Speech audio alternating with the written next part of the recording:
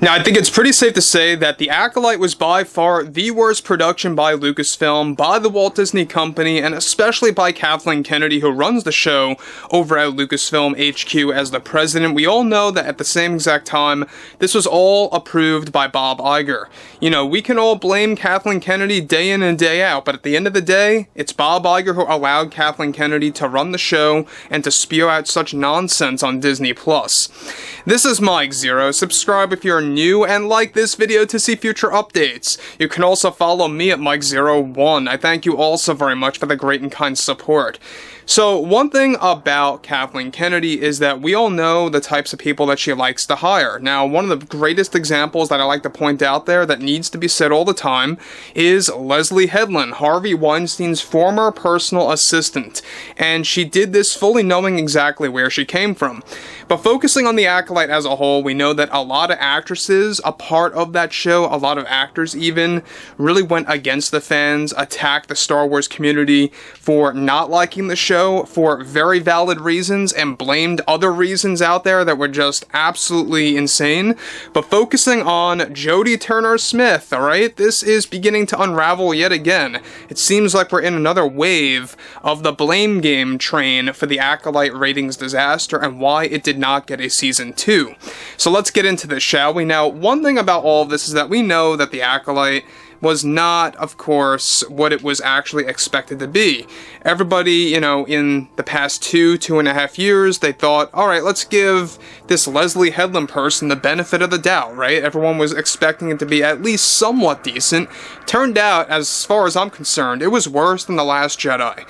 But focusing on all of that, with the Disney executives and Bob Iger as CEO in a constant state of panic due to the ongoing failures at all of their divisions, one monumental development going on now involves more to do with the Star Wars boycott and how one of the actresses of The Acolyte recently attacked fans yet again. Jodie Turner-Smith of The Acolyte delivered the following to the fandom. I just believe that there is so much unfairness in this business, in this industry, that it sickens me to the core. The fact that this happens time and time again, where studios provide you promises about your role that are never fulfilled, feel like betrayal. We have so many of these people that call themselves fans that reject anything to do with diversity, and how and when there is one project that releases that represents that, they decide their time as a fan is over. That's the growing problem with this community and this brand. It just boils down to how there are too many toxic males in this community alone, and it becomes extremely frustrating. What I was able to do with Leslie and Kathy was the time of my life, and getting to meet Amandla on set made my days as an actress.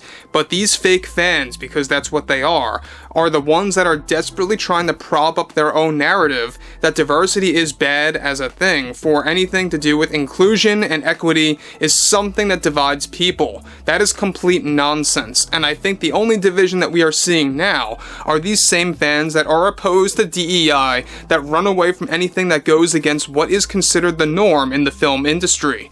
The industry is about evolving and putting your hand out to a wider audience, and that is the importance of representation, especially in shows like this, The Acolyte. We needed to make that possible. I have grown tired of this same old trend of studios falling into the same trap of listening to toxic fans when things don't go in their favor with ratings.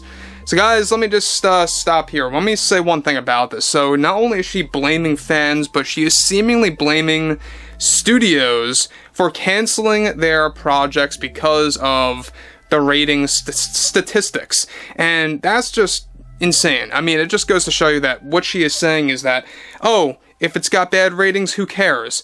Just make another season 2 regardless. But at the end of the day, look, I mean, this is Jodie Turner-Smith. She hasn't really pressed on this issue all that many times in her mind. I'm not saying it's the issue, she's saying it's the issue.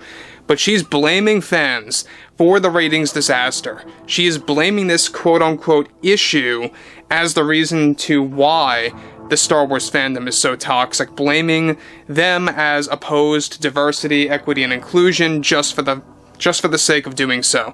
When in reality, let's face it, it's because Disney is actually using DEI as a priority.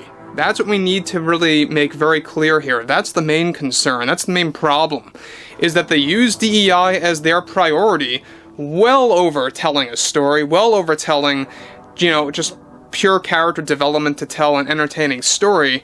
They don't seem to care about that. Heck, we know that even in the past, many others associated with Lucasfilm did admit that that is Lucasfilm's priority, to focus on diversity, equity, and inclusion instead of an actual story. And we all saw that in the Acolyte series. I mean, it was like a living embodiment of Kathleen Kennedy's mind and what she believes Star Wars needs to be.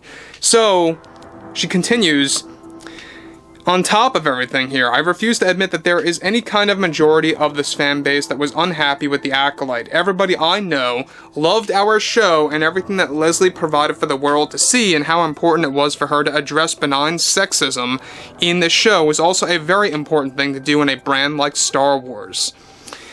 Okay, she goes on to say again, I believe my role as a mother, Anastasia, was something that needed to happen to truly change the game in Star Wars, but when you have fans that get turned off so easily just because a character appears a certain way, there she goes again, is absolutely offensive to me personally and professionally, and I think it needs to come to a full stop. I think Disney needs to do the right thing and reinstate a season 2 or whatever they have to do to stand up to these same types of individuals that seemingly do not care about others' feelings and those that worked on this project. Amandla is one of the kindest people both online and in person, and I had the time of my life. So she says that Amandla is the kindest person online? Alright, I think that she missed of what she actually saw on Instagram, posting that music video, mocking the critics, mocking the Star Wars fans in the most trashy way possible, that it went viral, and that was another main concern by the Disney executives based on what Amandla did. That was another major problem. They kept asking her to take down that video. She refused to do so. In fact, I think it's still up. You know, a lot of people really have had enough with the types of people that Lucasfilm hire, and Amandla is another example to the same side of Leslie Headland. You know, we all know that they act in a very similar way. They all are hired for a specific reason, and that's the overall other problem that people have with Disney. You know, look, it's not about, you know, anything to do with just diversity, flat out in isolation. That's not what people have a problem with. It's the fact, like I said before, that they are using that as their priority. They are using that as a message, and when you focus on that as a message, what happens? Your focus is not on the ball. You know, you're not creating an actual story. You're not creating at least an entertaining story that has a lot of attention going into the writing process, into the directing of that story, or anything like that. And that's when you get something like The Acolyte, or something that is like, of course, for example, The Marvels, or whatever have you. So overall, I would really like to hear what everyone has to say about this, because at the end of the day, we have another show coming out in just a couple of months from now. I believe it's in December, Skeleton Crew. And to me, so far, it doesn't look promising. Some of you guys out there may think it does, and that's fine and all. Everyone has their opinion. I am just not convinced at all in the least, but I would like to hear what everyone has to say about Smith's overall turn on the fans. And if you guys did enjoy the content for today, make sure to drop a thumbs up on this video to support the channel, and I will catch you guys later.